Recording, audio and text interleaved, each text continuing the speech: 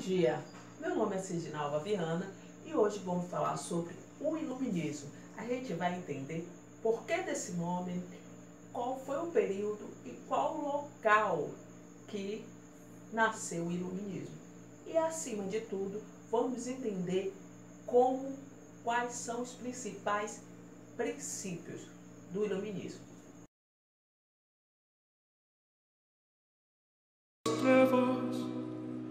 Enfim, alguém percebeu então que a resposta está na razão.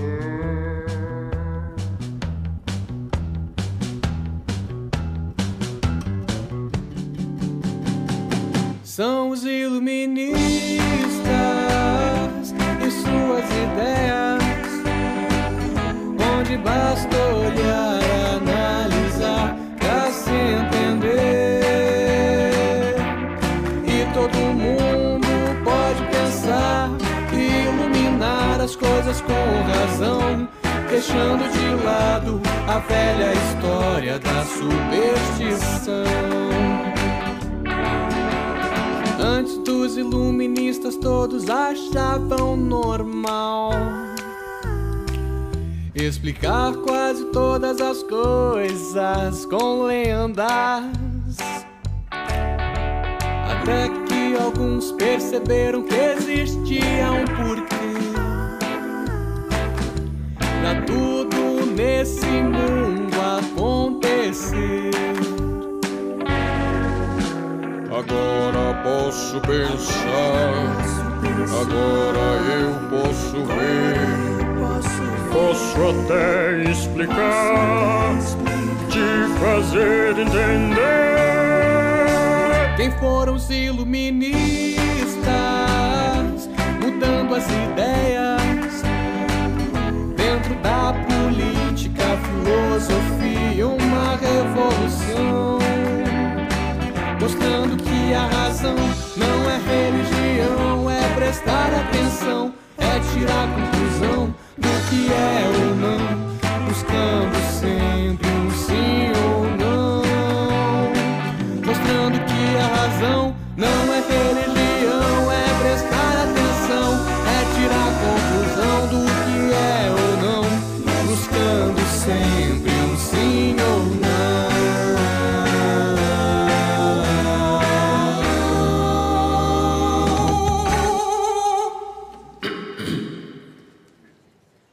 E muita coisa mudou com esses heróis do pensar. Lutaram por nosso direito maior de sempre poder questionar.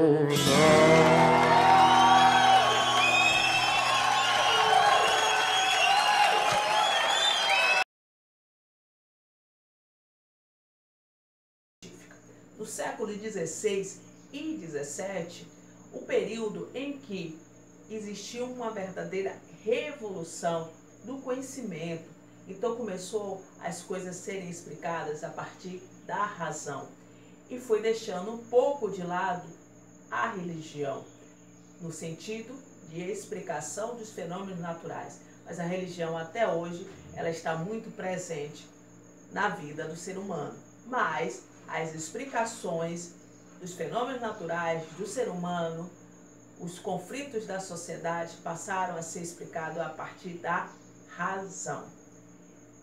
A razão era valorizada e tinha muito destaque.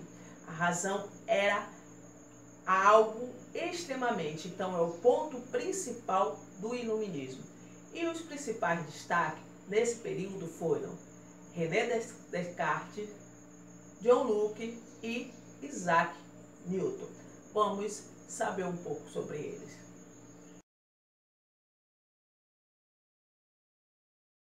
René Descartes, francês, ele nasceu em 1596 e morreu em 1650. Filósofo, matemático ele tinha um método da dúvida. E outra coisa, para ele, o ser humano já nascia com algumas ideias, com algumas noções, que ele chamava de ideias inatas. Por quê? Porque era inata ao ser humano. E junto com essas ideias inatas, o ser humano, e com o que ele aprendia, existia uma mistura do que estava inato e aquilo que ele ia aprendendo gradativamente com o contato social.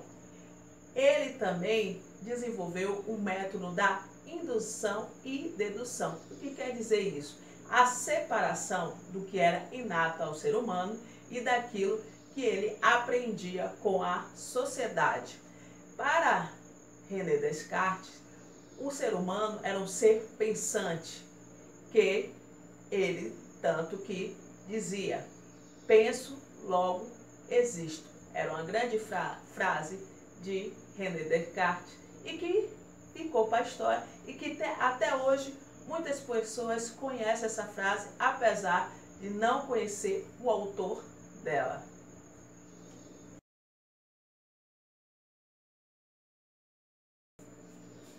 John Locke, inglês, nasceu em 1632 e morreu em 1704.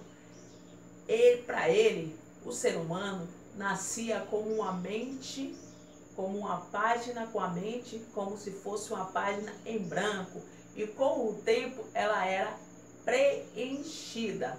Outra coisa também que ele criou foi a ideia de contrato social. O que é contrato social?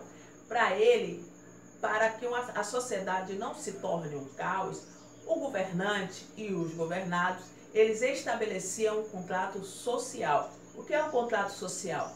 Então, o governante, ele tinha alguns deveres para os seus governados. Então, ele tinha que cumprir aquele acordo que foi estabelecido. Se caso aquele governante não cumprisse o acordo que estabeleceu com seus governados, os governados poderiam retirá-lo do poder e colocando um outro que viesse a cumprir esse contrato social. Isaac Newton, inglês, nasceu em 1642 e morreu em 1727. Matemático, físico, ele aperfeiçoou os estudos de John Kepler e Galileu, relacionado à questão do centro do universo, a ideia do heliocentrismo. Isaac Newton, ele também estabeleceu que o movimento da Terra era como se fosse um movimento matemático e existia leis próprias. Isso caía por terra a ideia que existia um ser divino que comandava esse movimento. Ele também criou a ideia do conceito de gravidade, além de explicar com a matemática como acontecia alguns fenômenos da natureza. Iluminista. Vários pensadores, eles eram contra ao absolutismo e com isso eles contribuíram para o fim do absolutismo entre os séculos 17 e 18. Eles eram contra os privilégios daquele antigo regime. Ele chamava a monarquia absolutista de antigo regime. E eles eram contra esses privilégios. Privilégio da nobreza, privilégio do rei que mandava e desmandava como bem entendesse, estando acima de todas as leis. Eles eram contra isso. Outro fator, eles eram anticlericais. O que quer dizer? Eles eram contra o domínio estabelecido pela religião. E um dos maiores críticos desse período foi Voltaire. Ele fazia duras críticas à Igreja Católica. Outro também que contribuiu significativamente foi Montesquieu. Montesquieu, a sua crítica era o absolutismo monárquico. Ele era a favor da monarquia, mas não uma monarquia absolutista. Para ele, a monarquia também deveria ter limites. Outro também, Rousseau. Rousseau, ele já não era a favor da monarquia, mas ele era a favor da república democrática. A França foi o país que mais se destacou o iluminismo. E o iluminismo foi um movimento que ganhou espaço não só na França, como em outros países da Europa, influenciando até mesmo outros continentes, como a questão da América.